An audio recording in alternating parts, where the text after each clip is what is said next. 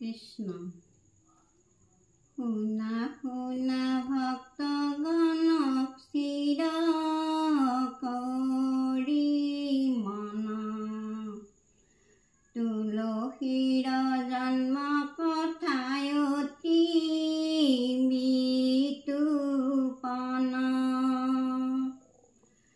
শুনা শুনা ভক্তগণ স্থিৰ কৰি মন,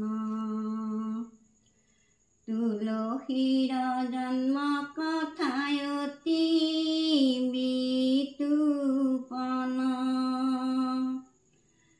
মাধৱী নামেৰে কয় আছিলে সুন্দৰী, ধৰ্ম ৰজাৰ ভাৰ্যা তেওঁ অতি ৰূপৱতী। শুনা শুনা ভক্তগণ স্থিৰ কৰি মন, তুলসীৰ জন্ম কথায় অতি বিতোপন।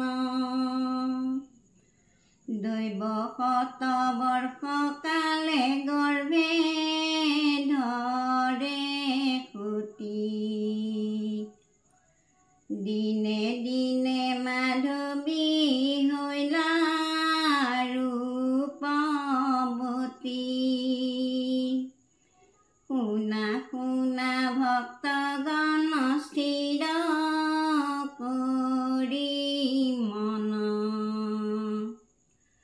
তুলসীৰ জন্ম কথায় অতি বিতোপন। কাৰ্তিকী পূৰ্ণিমা ৰাতি শুকুৰবাৰৰ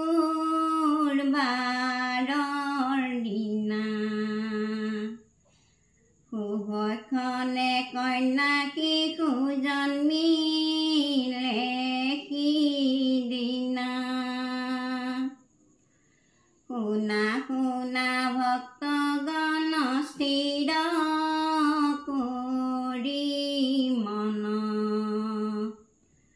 তুলসীৰ জন্ম কথায় অতি বিতোপন। লক্ষ্মী অংশ ৰূপ কন্যায় অতি মনোমোহা,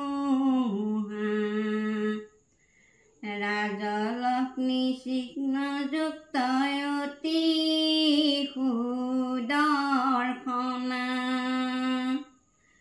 শুনা শুনা ভক্তগণ স্থিৰ কৰি মন, তুলসীৰ জন্ম কথায় অতি বিতোপন। জ্যোতিৰ্ময়ী মূৰ্তি কন্যা নয়নাভিৰাম,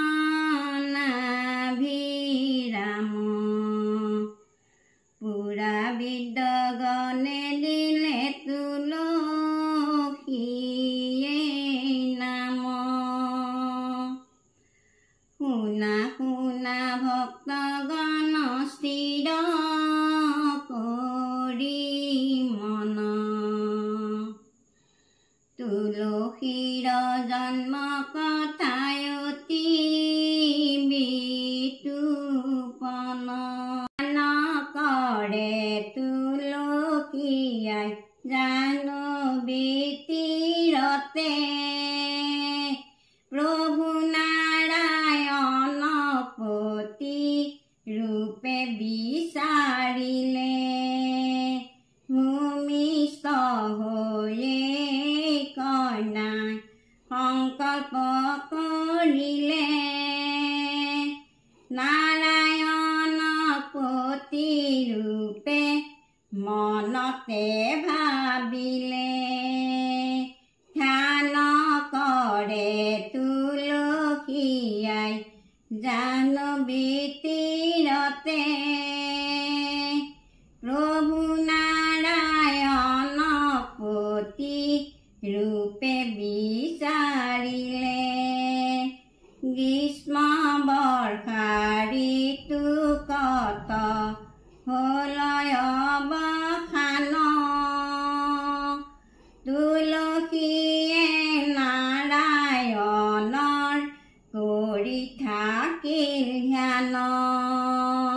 ধ্যান কৰে তুলসীয়াই জাহ্নৱী তীৰতে